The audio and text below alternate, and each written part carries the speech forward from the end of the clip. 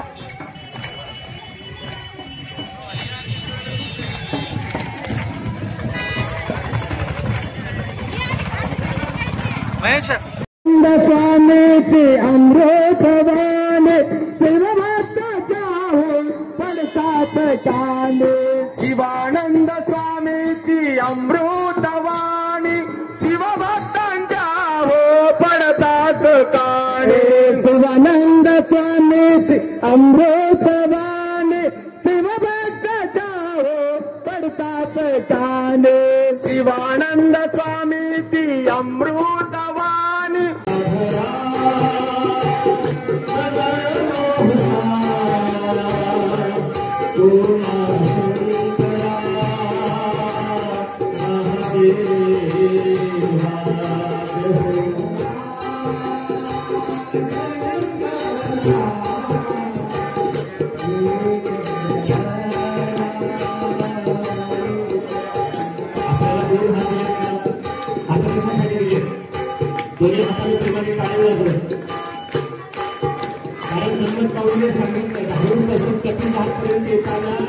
ज्याची साई चांगली लागेल त्याच्या डोक्यामध्ये भरपूर आनंद लागेल एक आणि एक सगळे हात वर करून सांगेल एक ज्याचा हात वर केला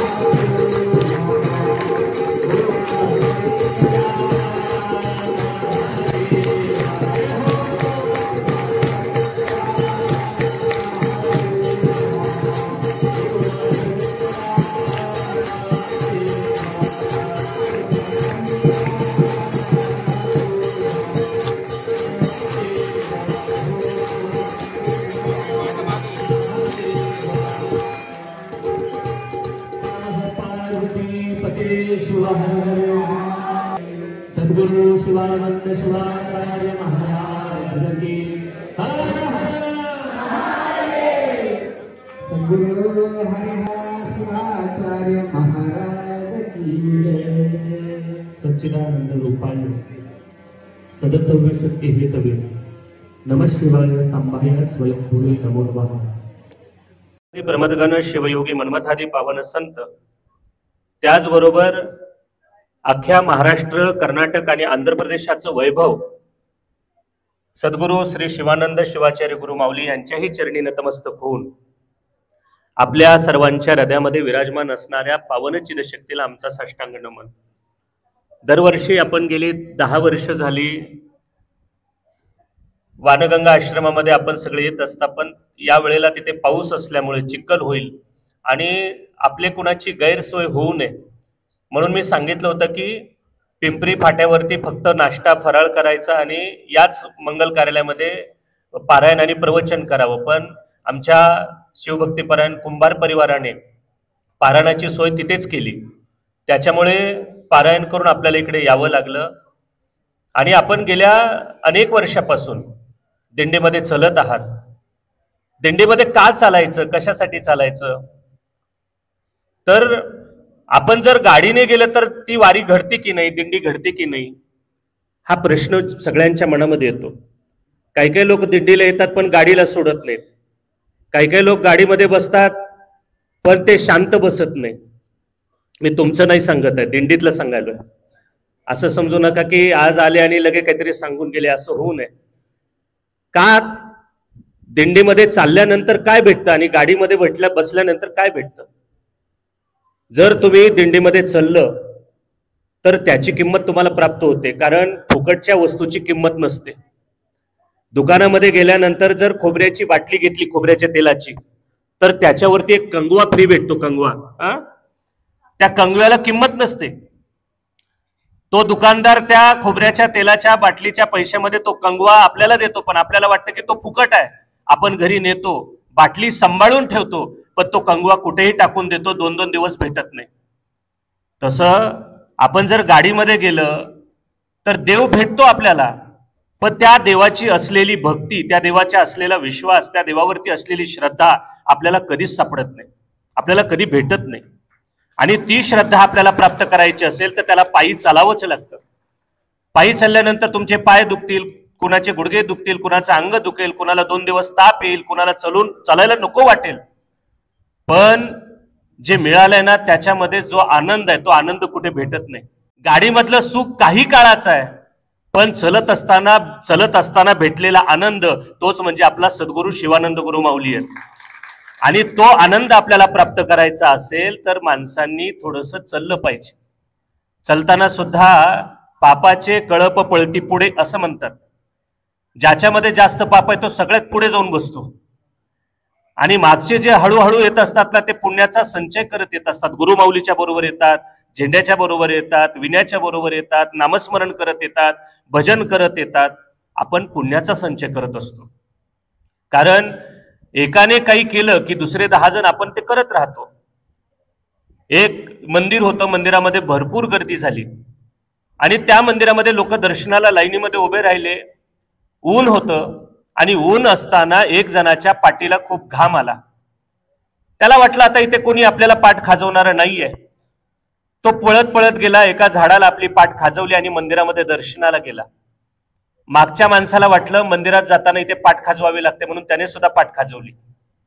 असं करत करत त्या लाईनीमध्ये जेवढे लोक होते सगळ्यांनी आपल्या आपल्या पाठ खाजवल्या आणि मग आतमध्ये गेले। एकाने केलेली परंपरा दुसऱ्याने चालू ठेवणं, टिकवणं हे खूप महत्वाचं आहे, पण ती परंपरा चांगली असली पाहिजे, सात्विक असली पाहिजे। शिवानंद गुरु माऊलींनी आजपर्यंत स्वतःच्या जीवनामध्ये किती कष्ट भोगलं असेल। आजपर्यंत त्यांनी कधीही कोणाला आपलं स्वतःचं कष्ट दुःख सांगितलं नाही, पण सगळ्याला आनंद दिला आणि तोच आनंद तुम्हा सगळ्याला भेटावा म्हणून गुरु माऊली दरवर्षी पदयात्रा काढतात आणि या पदयात्रेतून तुमच्यावर तर कृपा करतातच करतात, पण तमलूर पासून ते कपिलधार पर्यंत जेवढी गाव आहेत त्या गावातल्या भक्तांवर सुद्धा ते कृपा आशीर्वाद देतात। मी आता गुरु महाराजांना तेच विचारलं आल्या आल्या, म्हणलं महाराज तुमच्या आरोग्याचं रहस्य काय आहे म्हणलं, लोक वरचेवर म्हातारे होत जातात आणि तुम्ही वरचेवर तरुण होत चाललाय. तर महाराजांनी मला सांगितलं, महाराज या लोकांची असलेली भक्ती, या लोकांची असलेली श्रद्धा, या लोकांचा असलेला विश्वास हे मला अजून चिरतरुण बनवत आहे आणि म्हणून मी या लोकांसाठी आज बरोबर चालतो. सोपं नाहीये तुमच्याबरोबर चालायचं आहे, सकाळी सगळ्या भक्तांना सांभाळायचं आहे, कुणाच्यात पाद्यपूजेला जायचं आहे, कुणाच्यात पूजेला जायचं आहे, कुणाच्यात भिक्षेला जायचं आहे, तेवढं करून दिंडीमध्ये यायचं, तुमच्या बरोबर बसायचं, तुम्हाला प्रवचन द्यायचं, हे करणं सोपं नाहीये. याच्यासाठी लाख आईचं पुण्य पाहिजे, त्यावेळेला एक असा पुत्र जन्माला येतो आणि म्हणून आपल्याला अशी गुरुमाऊली प्राप्त झाली. अशी गुरुमाऊली प्राप्त होण्यासाठी अनेक जन्माचं पुण्य पाहिजे. आणि म्हणून वारीमध्ये चलत असताना जी वारी पहिल्यांदा भगवान शंकर आणि पार्वती मातेने केली. तुम्ही परमरहस्याचं पारायण करता, पण परमरहस्य पारायण कुठे लिहिलं कुणाला माहित आहे? मन्मथ माऊलीने लिहिलं हे सगळ्याला माहित आहे, पण भगवान शंकराने पार्वती मातेला हे सांगितलं तर कुठे सांगितलं? एके दिवशी पार्वती खूप दुःखी झाली, भगवान शंकराच्या मागे लागली की तुम्ही मला कुठे फिरायला नेत नाही, इथेच बसवता, आपल्याला घर नाही, आपल्याला दार नाही, तुम्हाला मी आजपर्यंत कधीच काही मागितलं नाही. भगवान शंकराने सांगितलं, मी तुला आज काशीची वारी करायला नेतो. आणि कैलासातून काशीला भगवान शंकर चलत आले. येताना पार्वतीला सोबत आणलं, पण नुसतं सोबत नाही आणलं तर त्यांनी त्यावेळेला एक रहस्य सांगितलं, ज्या रहस्याचं नाव आहे परमरहस्य. आणि तेच आमच्या मन्मथ माऊलीने आपल्याला मराठी भाषेमध्ये, प्राकृत भाषेमध्ये करून दिलं. जो उपदेश भगवान शंकराने पार्वती मातेला केला, आपण म्हणतो ना मध्ये श्री शिव उवाच किंवा शिव पार्वती उवाच, उमा उवाच, हे सगळे उवाच जे आहेत भगवान शंकरांनी पार्वती मातेला उपदेश केला. जे श्वास सांगितले त्याला आगम म्हणतात आणि जे निश्वास सांगितले त्याला निगम म्हणतात. भगवान शंकराच्या श्वासाश्वासातून एक एक श्लोक बाहेर पडला, तो श्लोक म्हणजे साक्षात परमरहस्य आहे. तुम्ही परमरहस्याचं पारायण करत नाही तर साक्षात भगवान शिवाच्या नामाचा उच्चार प्रत्येक शब्दामधून होतो. म्हणून परमरहस्याची एक तरी ओवी रोज वाचली पाहिजे. ज्याला शिवाच्या जवळ जायचंय, ज्याला महादेवाच्या जवळ जायचंय, ज्याला कैलासाचा वास बघून घ्यायचा आहे, ज्याला कैलासाचा आनंद प्राप्त करून घ्यायचा आहे, त्याने एक तरी ओवी वाचली पाहिजे. आणि ती ओवी वाचत वाचत तुम्ही मन्मथ माऊलीपर्यंत जाता, म्हणजे तुम्ही तुमच्या जीवनामध्ये भगवान शिवाच्या जवळ जात आहात. आज हे पारायण आणि हे चालू असलेली पदयात्रा ही सोपी नाहीये. गुरुच्या बरोबर करत असलेली पदयात्रा म्हणजे तुम्हाला तुमच्यातली असलेली विकार, तुमच्यामध्ये असलेला अहंकार, तुमच्यामध्ये असलेला दंभ, तुमच्यात असलेल्या संकट, तुमच्यात असलेली दुःख, या सगळ्याला नष्ट केलं जातं. संताबरोबर केलेली एक तरी वारी म्हणजे आपल्या जीवनातल्या विकारांना आणि दुःखाला नष्ट करण्याचं साधन आहे. देवाच्या बरोबर गेलं तर दुःख नष्ट होणार नाही, सुखाची प्राप्ती होईल पण दुःख नष्ट होणार नाही. पण संताच्या बरोबर गेल्यानंतर सगळ्यात अगोदर काय होतं तर दुःख नष्ट होतं आणि नंतर आपल्याला आनंदाची प्राप्ती होते. आणि म्हणून तुम्ही आज सगळेजण या धारूर नगरीमध्ये आला आहात. या वर्षीची दिंडी अत्यंत पवित्रपणाने तुम्ही या ठिकाणी केली आणि आमच्या वीरशैव समाज त्याचबरोबर गुळवे परिवाराच्या वतीने, सगळ्या धारूरवासियांच्या वतीने आज या ठिकाणी महाप्रसादाचं आयोजन केलेलं आहे. आणि अत्यंत सुंदर असं गुरुमाऊलीचं स्वागत त्यांनी केलं. यांच्यावरती सुद्धा गुरुमाऊलीचे अनंत अनंत आशीर्वाद प्राप्त व्हावेत. त्याचबरोबर या दिंडीचं नियोजन करणारी सगळी सद्भक्त मंडळी, त्याच्यामध्ये आमचे मांडे सर असतील, लक्ष्मण पाटील असतील आणि अनेक जण, जेवढी लोक या ठिकाणी नियोजन करतात, सगळे माहेश्वर वर्ग असतील, भजनी मंडळ असेल, पारायण प्रमुख असतील, तुम्हा सर्वांना शुभ आशीर्वाद देऊन या शब्दाने ते थांबवतो. कारण प्रसाद तुमची वाट बघत आहे आणि प्रसादाला थांबवून जास्त बोलणं हे योग्य नाहीये. कारण मुखाने दिलेला प्रसाद मनाची तृप्ती करतो, कानाने दिलेला प्रसाद सुद्धा मनाची तृप्ती करतो. म्हणून आत्मा आणि मनाची तृप्ती या दोन्हीने व्हायला पाहिजे. म्हणून आता मी माईक गुरु माऊलीकडे देतो की तेही आपल्याला आशीर्वचन देतील आणि आजच्या पुढच्या कार्यक्रमाला म्हणजे महाप्रसादाला तुम्हाला ही मोकळीक होईल. नमः पार्वती पते शिव हर हर. मी दरवर्षी सांगत आलो हात वर का करायचे माहितीये ना तुम्हाला. एक माणूस तळ्यामध्ये आणि त्या माणसाला सगळे लोक हात वर कर म्हणायचे, त्याने केला नाही, तो तसाच बुडला आणि मेला. जर हात वर केले की महादेव तुम्हाला वरच्या वर कैलासाला नेतो. अर्धे हात वर केले की तुम्ही वरही जात नाही, खालीही राहत नाही, तुम्ही वटवागुळ्या होता. आणि हातच वर केले की ते पुढल्या जन्मी बेडूक बनून येतात, मग तुम्हाला इकडे कपिलदारला येता येणार नाही. म्हणून एकदा सगळ्याचा आवाज आणि हात वर. नमः पते शिव हर हर. सद्गुरु बसवलिंग शिवाचार्य महाराज की, सद्गुरु शिवानंद शिवाचार्य महाराज की. हर हर महाराज की जय.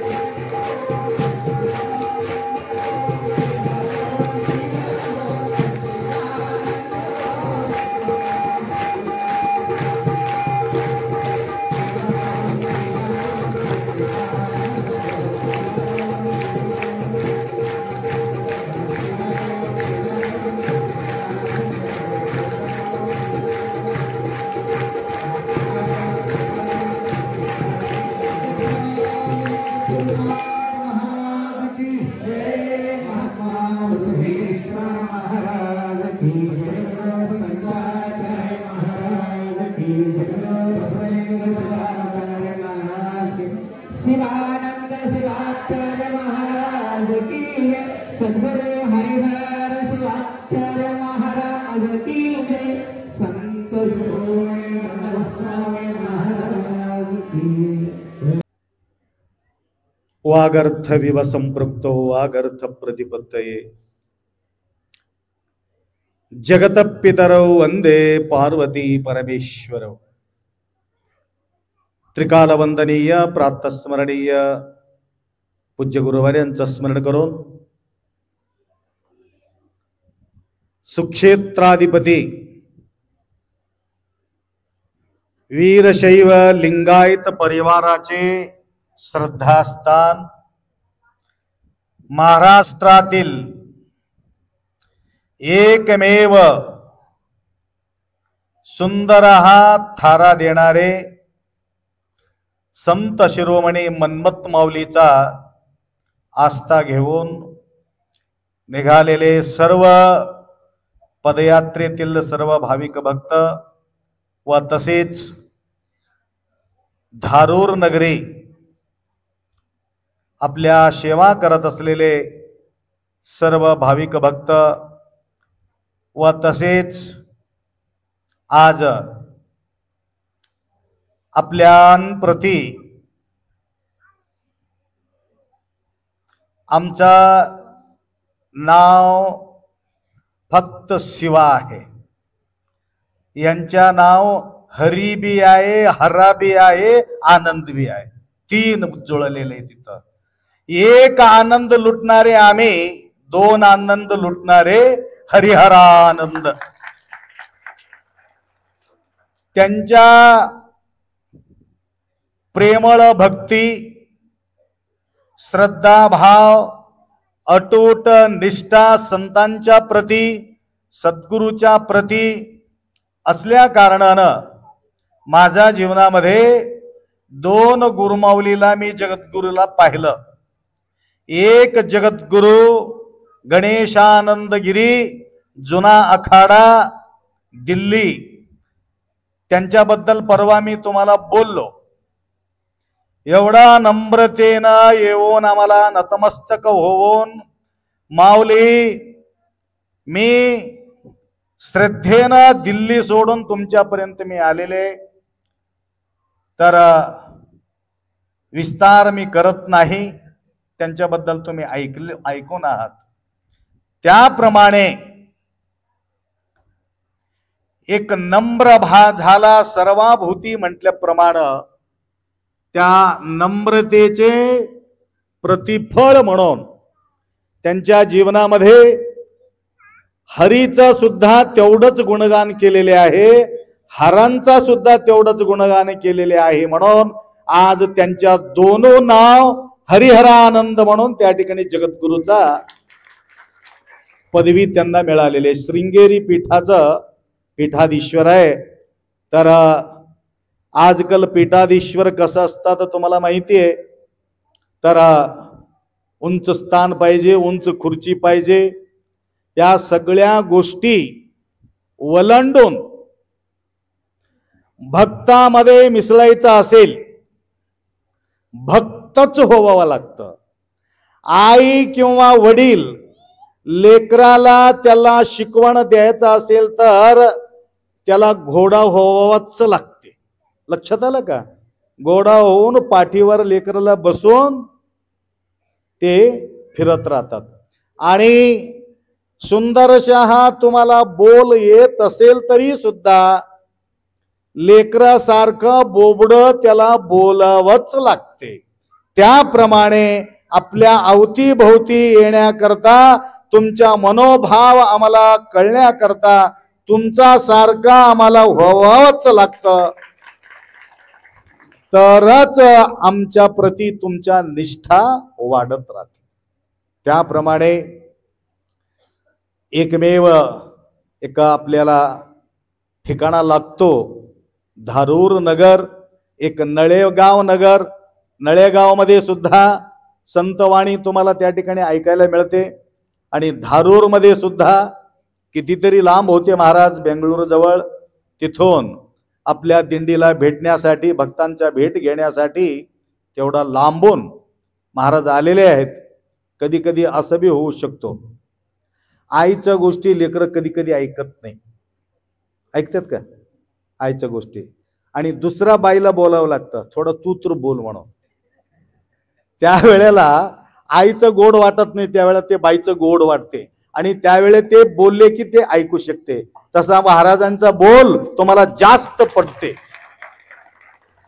पुरा आत उतरून जाते.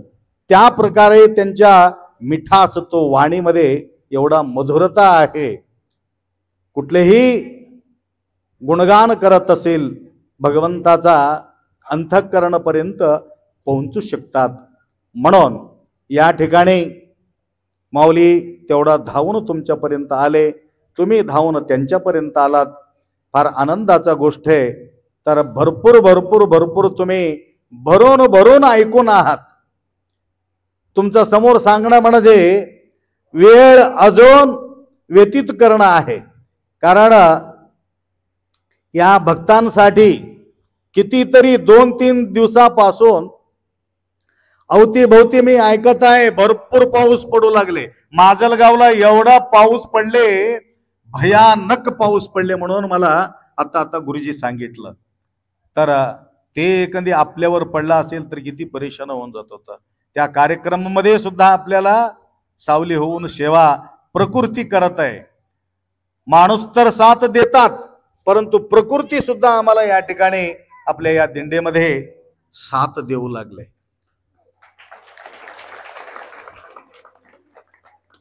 सगळ्याला ऐकू येऊ लागले का क्लिअर?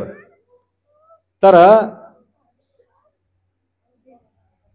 या ठिकाणी बरेचसे काही गोष्टी ऐकण्यासारखं महाराज तुम्हाला उपदेश केलेले आहे. परंतु कधी कधी जवान पोरं जे असतात ना, त्याला शिकवायला तुम्ही काहीतरी गोष्टी नीतिमत्ता सांगितल्यानंतर त्यांना असं वाटते एक कळणारा व्यक्ती त्या लेकराला एखादी बोलू लागला. मी स्वतः ऐकलो, तसं करू नये रे, सिगरेट ओढू नये, तू देतोस की मला, तुझा बापाचा आहे की, माझा मी करणार, तुला काय करायचंय, असं म्हणून शिकवण देतात. लक्षात आलं का? चांगलं ज्यावेळे बोलत असतात व्यक्ती त्यावेळे आपल्याला ऐकू येत नाही. ज्यावेळे हॉस्पिटलमध्ये टाकून ज्यावेळे डॉक्टर सांगितलं तुला कॅन्सर झालेले आहे, त्यावेळे गुरु महाराज आठवण येतात. अरे दिंडीमध्ये आप्पा आम्हाला सांगत होते, आम्ही ऐकला नाही, आम्ही धिमाकानं बोललो, मस्तीनं बोललो. ते मस्तीत जिरविण्यासाठी ते बिमारी येऊन घेरतात. लक्षात घ्या. म्हणून सावधान करण्याकरता सद्गुरु आहे, निक्का मार्ग सांगण्यासाठी सद्गुरु आहे. मार्ग निक्का मनमत मारित असे हक्का. म्हणून उत्तम मार्ग आपल्या जीवन, आपल्या भविष्यात विचार करून अनेक उपदेश गुरुमाऊली करत राहतात. आणि त्या प्रकारे आज तुम्हाला काही काही शब्द तुमच्यापर्यंत पोहोचलेले आहे. अजून आज तरनळ्ळीपर्यंत जाऊन एक विशेष प्रोग्राम त्या ठिकाणी आपल्याला साजरी करतो. अनेक कलाकारांच्या जी भूक आहे, आतापर्यंत ज्यांना वेळ भेटला नाही, आता हे चव्हाण साहेब आहे, लमाणी समाजाचा आहे, अत्यंत निष्ठा बाळगणार आहे. मी तांड्याला 2-3 वेळ गेलो, त्या राजुराच्या तांड्याला आणि सांगवीच्या तांड्याला गेलो आणि शिवापूर तांड्याला गेलो. अशा प्रकारे जवळजवळ 10-20 तांड्यामध्ये जाऊन मी प्रोग्राम घेतलेले आहे. 10-20 तांडा. लक्षात आलं का? रामराम महाराज आल्यापासून ते तांडाही सुद्धा सुधरून गेलेले आहे. भोकरजवळ एक तांडा आहे, आता तिथं तर जायला हे राजूर तांड्यासारखा भयानक पोलीस सुद्धा त्या ठिकाणी पाऊल ठेवत नाही म्हणे. इन्स्पेक्टर असो, कलेक्टर असो, कोणी असो, तिथं पाऊल ठेवण्याचं हिंमत नाही. त्या ठिकाणी आम्ही पाऊल ठेवून आलो. यांच्या गावामध्ये मोजा भट्टी चालते, दारूचा भट्टी. यांच्या शेजारलाच आहे बघा भट्टी. तर त्या भट्टीच्या बाजूलाच जाऊन त्या ठिकाणी भट्टीच्या बाजूला राहतो, परंतु हे व्यक्ती कसा तिथून तरुण निघाला असेल, विचार करायचा गोष्ट आहे. तर आज तो व्यक्ती कीर्तनकार झालेले. तेवढंच नाही, सती पती दोघंही या शिवभक्तीच्या मार्गामध्ये, सन्मार्गामध्ये ते निघत आहेत आणि ते संस्कार त्या लेकरांना सुद्धा देत आहे. मी दुपारी सांगून गेलो संस्कार कसं मिळते. वेळाच्या अभावी मी जास्त काही तुम्हाला बोलत नाही. येता येता भरदापूर लागला आम्हाला. बाबासाहेब चौधरी त्या ठिकाणी प्रतिवर्ष त्यांच्या घरी आपला प्रसादाचा व्यवस्था होत असते. भरदापूर माहिती आहे की नाही? आठवण आहे की नाही तुम्हाला? ते विसरून गेले नाही तर. मंगल कार्यालय असलेले गाव भरदापूर. त्या ठिकाणी आमच्या सोबत 7-8 व्यक्ती होते. सर्वांना बसू घातले. ते छोटासा लेकरू होतं, एवढं लेकरू. पप्पा तुम्ही बी बसा म्हटले. बापाला ते लेकरू म्हणतात तुम्ही बी बसा. हे वाढणार कोण रे? मी वाढतो ना. आणि तेवढा लोकांना कुठल्या प्रकारच्या अडीअडचणी न होता तेवढा त्यांनी व्यवस्थित सगळ्यांना वाढले. आणि हे महाराज ते त्यांच्या वडिलाला म्हटले, काय बापू, काय छान संस्कार तुम्ही दिलात तुमच्या लेकराला, असं म्हणून त्या मुलाचा वडिलाला हे व्यक्ती बोलले. वडील काय म्हणतो काय माहिती आहे का? महाराज मी यांना संस्कार ह्याच्यासाठी दिलो, माझा बापाने मला संस्कार दिले. माझा बापाला माझा आजोबा संस्कार दिले. म्हणून हे परंपरा संस्कारात असलेले परंपरा आहे. म्हणून हे लेकर अमेरिकाहून आले, ते लोक अमेरिकाहून फक्त आपल्याला भेटण्यासाठी. तर सांगायचं तात्पर्य, हे संस्कार परंपरागत आहे. मी सकाळी असरडव मध्ये बोललो हे गोष्टी. असरडवला जाऊन 1.5 घंटा प्रवचन झाले असरढवला. लक्षात आलं का?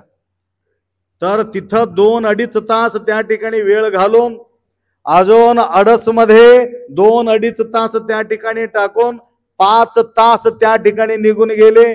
तदनंतर वाटामध्ये त्यांना पकड ह्यांना पकड पकड पकड पकड मध्ये येऊन इथं तुमच्या जवळ येऊन खुर्चीवर सुद्धा बसला नाही. अजून ते कुंभारप्पा आम्हाला बोलविले तिकडे कोणत्या तरी गावाला, पिंपरी की ते पिंपरीला त्या ठिकाणी घेऊन गेले आणि तिथं गेल्यानंतर पादपूजा वगैरे करून आपण अजून तिथं जावं लागते म्हटलंय. तर इथं येईपर्यंत 11 11:30 वाजलं. माझं तर 12 वाजून गेले. लक्षात आलं का? दुपारी 12 पर्यंत भोजन मिळत नाही, रात्री 12 वाजेपर्यंत मला झोप मिळत नाही. आणि किती म्हणून पळापळी करावं. महाराज बोलले की नाही तुम्हाला थोडासा सूचना दिलेल्या आहे. तर तरी सुद्धा तुमच्या ताण भूक निघून जाण्यासाठी 2 गोष्टी मला त्या ठिकाणी बोलावं लागतं. त्या प्रकारे संस्कार त्यांच्या वडील त्याला दिल्यामुळं, त्यांच्या वडील त्याला दिल्यामुळं हे वीरशैव लिंगायत परंपरामध्ये एक उदात्त परंपरा आहे. ते संस्कार युक्त आलेले काही परंपरा आहे. आजकाल बरेचसे भटकून आहेत आणि भटकल्यामुळं ते अवघड होऊन जातो. आणि हे संस्कार फक्त आईपासून आम्हाला प्रथम संस्कार मिळते. लक्षात आलं का? डबल झालं तर हरकत नाही, परंतु तुम्हाला ऐकू येणं जरुरी आहे. कुठलेही व्यसन करायचं असेल तर लेकराच्या पुढी बिलकुल व्यसन बिलकुल करू नका. तुम्ही बीडी वडात असेल तुरीच्या शेतामध्ये जाऊन वडा. ड्रिंकिंग करायचं असेल तर कुठला तरी हद्द पार होऊन त्या ठिकाणी ड्रिंकिंग करा. कारण परवा एक नाचत होता, ते फुल्ल दारू पिलाय, एवढाच छोटाचा लेकरूला घेऊन घडी घडी येऊन पाय पडतो, घडी घडी येऊन पाय पडतो. आम्ही म्हणलं असं का करतोच रे आडवा आडवा? नाही महाराज, एक वेळ पायी पडणं म्हणजे फार पुण्य लागते. अनंत वेळ आम्हाला पुण्य पायी पडावं लागते म्हटलं. आणि ते बाकीचे म्हणलं हे थोडं पिदाडू आहे, आपण थोडं ओढून काढतो म्हणला. तर ते पिऊन त्या प्रकारे त्या लेकराला त्याचा घाण त्या लेकराला पोहोचल्यानंतर काय हाल होईल विचार करायची गोष्ट आहे. त्याकरता कुठलेही व्यसन करूच नाही. आणि तुम्हाला आदतशे मजबूर असेल तर तुम्हाला तुमच्या अंतिम क्षण चांगला होण्यासाठी त्याला चांगला संस्कार देणं जरुरी आहे. नाहीतर तुमच्या अधपतन होणं पक्का आहे. म्हणून कधी कधी मी बऱ्याच वेळ बोललो, वट्ट्यावर बसलेले असतात, सकाळीच बोललो मी, वट्ट्यावर बसलेले असतात बाहेरचा आणि जवळ डब्बी नसते, ते छोट्याशा लेकराला सांगतात ए जा थोडासा आईजवळ जाऊन स्वयंपाक चालू आहे, लाकडं आहे ते चुलीमध्ये, जाऊन थोडं बीडी लावून आण. कोणाला देतात? त्या मुलाला. एक छोटासा बीडी त्या छोट्याशा पोराच्या हातामध्ये बीडी देऊन, आई आई काय झाले? पप्पा बीडी लावून द्या म्हणले, ती बीडी घे. आता त्यानं लावत होतं त्या इस्तूवर. आई म्हटली तसं नाही बप्पू, तोंडात धर जुर्र दिशी वड. त्या लेकराला बोलते वडलं तरच लागते, नाहीतर लागना, वड जाऊन वड. आता पोरग पकडलं, वडलं. मजा वाटलं त्याला. वडत वडत अर्धा खतम केला बापापर्यंत. आता सांगा काय संस्कार मिळेल? हा, एवढा छान छान त्यावेळे बोलल्यानंतर त्या लेकराला वाढते ह्याच्यामध्ये मजा आहे. म्हणजे अशा प्रकारच्या संस्कार तुम्ही दिलात तर पुढे फार अवघड होणार आहे. त्याकरता हसण्यासाठी बोललो, परंतु काही काही ठिकाणी अशा घटना घडलेल्या आहे. उगाचे उगा असं येत नाही. म्हणून अशा प्रकारच्या उत्तम संस्कार तुम्हाला प्राप्त व्हावा म्हणून आपल्या या 10 दिवसाच्या यात्रेमध्ये अनेक गोष्टी तुम्ही ऐकून आहात. तर हे तुमच्या अंतःकरणापर्यंत साठवण करून ठेवून आपल्या आयुष्यामध्ये काही ना काही परिवर्तन व्हायला पाहिजे. असरडोमध्ये 2 माऊली मला असा भेटले, त्यांना मी सांगितलं होतं दररोज 1 रुपये काढून ठेवा मन्मथ स्वामीसाठी. तर एक 2-3 माऊली 1-1 रुपये काढून जमा करून 365 रुपये मला त्यांनी दिले. देताना आनंदानं ते माय म्हणत होते, अप्पा गेल्या वर्षी तुम्ही पाऊल ठेवून गेलात, आमच्या घरचे बिना औषधाने बंद केले, बिना औषधानं. टाळी वाजवा त्यांच्यासाठी. दारू पिणाऱ्यासाठी सुद्धा टाळी वाजवावं लागते, कारण सोडल्याबद्दल. एक माणूस वाढदिवस करते आपल्या याच्यामध्ये कपिलदार मध्ये, 1 दिवसाचे पुरा अन्नछत्र चालवित होतो, 11,000 रुपये देते वर्षाला एक. मी म्हटलं कस काय? आमचा वाढदिवस आहे. कशाची? दारू पिळले सोडलेले दिवस. आपा मी वर्षाला 1,00,000 1.5 लाख रुपये दारूला टाकत होतो, 11,000 देणं काय मोठा गोष्ट आहे? त्याकरता 1 दिवसाचा अन्नछत्र म्हटलं. म्हणून तुम्हाला टाळी वाजायला सांगितलं, दुसरं काहीच नाही. जे माय इतकं खुश होते, तर 2 माता त्या ठिकाणी आम्हाला सेवा त्या ठिकाणी केलं. त्याप्रमाणे आज 2-3 माऊली गरीब, तुम्हाला जे पटते त्या लोकांना, त्या मातांना तुम्ही साडी द्या म्हणून मला एक 2-3 माय 1100, 1200, 1250 या प्रकारे 2-3 महिने आम्हाला साडी दिलेले आहे. काय काय माऊलीला आम्ही पोंचा केलेले आहेत. आणि कपिलाधार सुक्षेत्राच्या ठिकाणी एकदम व्यवस्थित, धारूर नगराला आल्याबरोबर एक प्रकारचे भक्तांचा धार लागतो आणि त्या ठिकाणी व्यवस्थित आपल्याला दिंडी पाहायला मिळते. त्याप्रमाणे कपिलाधार आणि धारूर, ते बी धार आहे, हे बी धार आहे. त्या धारामध्ये सुद्धा आपण एकदम भक्तांचा धार लागायला पाहिजे. त्या प्रकारे तुमचा शोभा त्या ठिकाणी वाढायला पाहिजे. म्हणून ज्या ज्या माऊलींजवळ वस्त्र नाही त्यांनी त्या ठिकाणी वस्त्र घ्यायला पाहिजे. अजून आपल्याजवळ स्टॉक आहे, हे गट्टा आपण कपिलाधार मध्ये देणार आहोत आणि इथं तरनळ्ळेमध्ये सुद्धा तुम्हाला उपलब्ध करून देतील. तर एवढा अपेक्षा व्यक्त करतो. सर्व माता मंडळी भजन वगैरे करणार होते, परंतु वेळाच्या अभावी या ठिकाणी त्यांना मी माईक देऊ शकलेले नाही. तर विशाल रीतीने या धारूर नगराचं सर्वत्र कीर्तीचे पताका हरिहरानंद महाराजांच्याकडून व्हायला पाहिजे, एवढा अपेक्षा व्यक्त करतो. 2 शब्द या ठिकाणी विराम करू व तत्पूर्वी प्रसादाचा वाटप तत्तापूर आणि तमलूर या 2 भक्तांकडून प्रसादाचा वाटप या ठिकाणी होणार आहे. संगीता बसवराज अंदुरे करेमालकापूरकर यांच्याकडून 500 रुपये सेवेसाठी समर्पण केलेले आहे. गुरुमाऊलीचा कृपा आशीर्वाद त्यांना लाभो.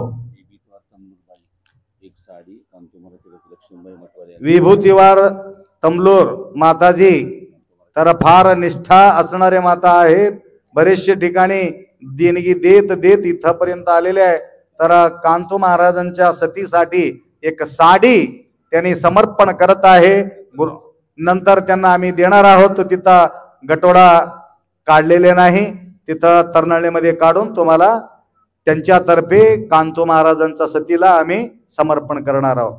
एवढा अपेक्षा व्यक्त करून 2 शब्द या ठिकाणी विराम करू. सांब जय नमः पार्वती. अजून एक गोष्ट, प्रतिवर्षप्रमाणे यावर्षीही धारूरचे सर्व भाविक भक्त मिळून जवळजवळ 24 वर्षापासून या ठिकाणी सेवा करत आहेत. यावर्षी सुद्धा आपल्या अन्नक्षत्राचा सेवा त्यांनी केलेले आहेत. कोणाचं नाव न घेता त्यांनी सांगतात आप्पा कोणाचं नाव घेऊ नका म्हणून सर्वांनी मिळून या ठिकाणी सेवा केल्याबद्दल गुरुमाऊलीचा कृपा आशीर्वाद निरंतर त्यांना लाभो.